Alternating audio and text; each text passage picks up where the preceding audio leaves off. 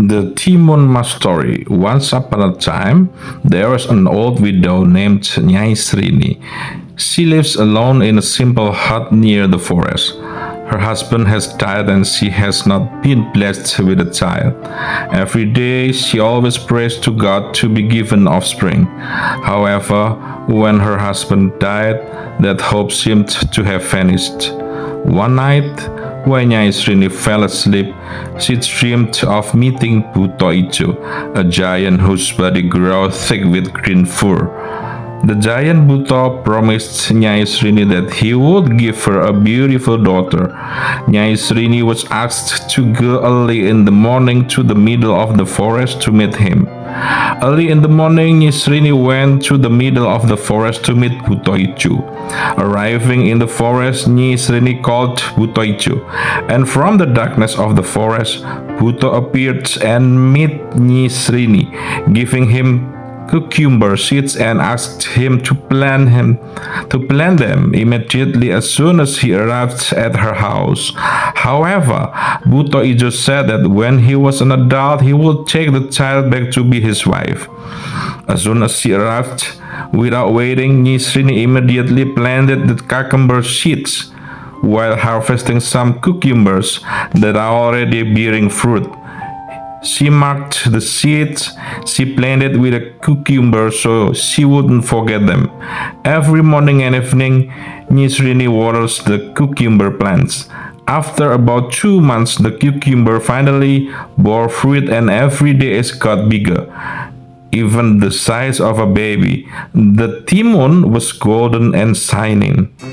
After 9 months and 10 days, the cucumber split and the sound of a baby crying was heard.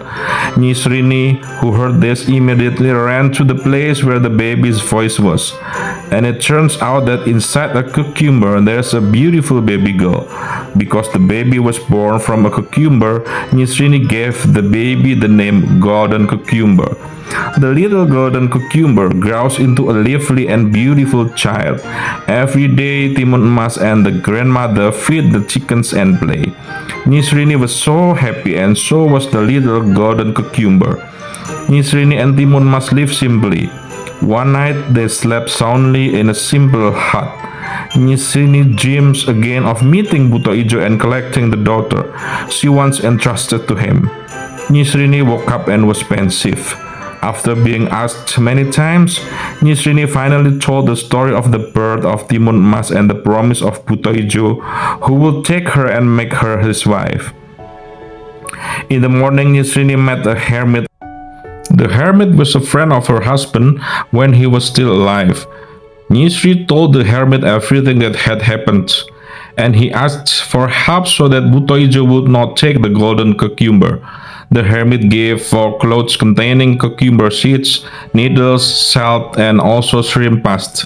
The 4 packs of clothes were asked to be given to the Timun Mas so that they could be used one by one when they were having difficulty dealing with Buto. The promised day finally arrived. The Buto approached Nyai Srini and said that today is the promised day. Nyai Srini said that Timun Mas was sick. Buto was asked to come again in a week when Timun Mas was healthy.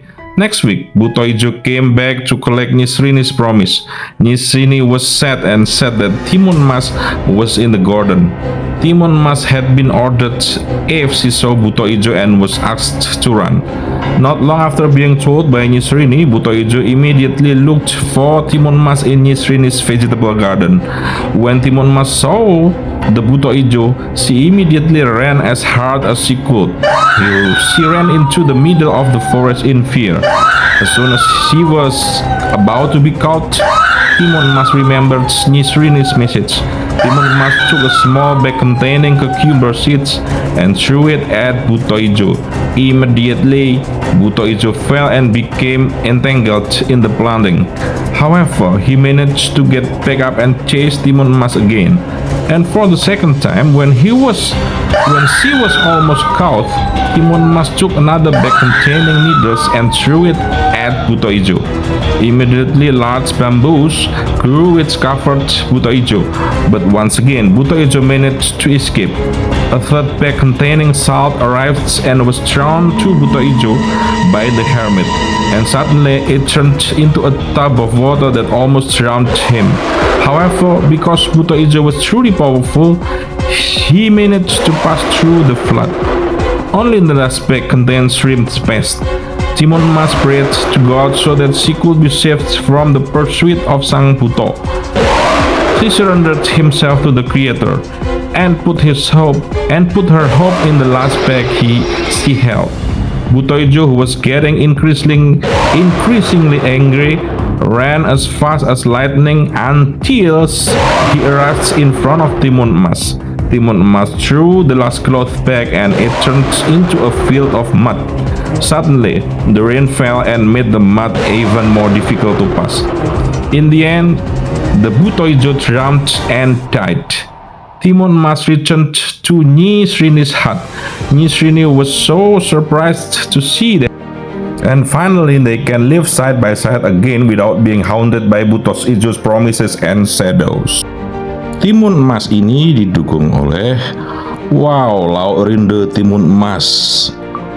Timun Mas buku bilingual untuk anak-anak, ada juga Timun Mas dan Roro Jonggrang. Lauk Cuan Timun Mas mantap, dan Timun Mas The Golden Cucumber. Ada juga Timun Mas bermain dengan raksasa. Ada juga timun laut untuk penyembuhan, dan sampo cucumber alias sampo mentimun untuk keindahan rambut sampean. Semuanya bisa dibeli dengan klik di keranjang kuning.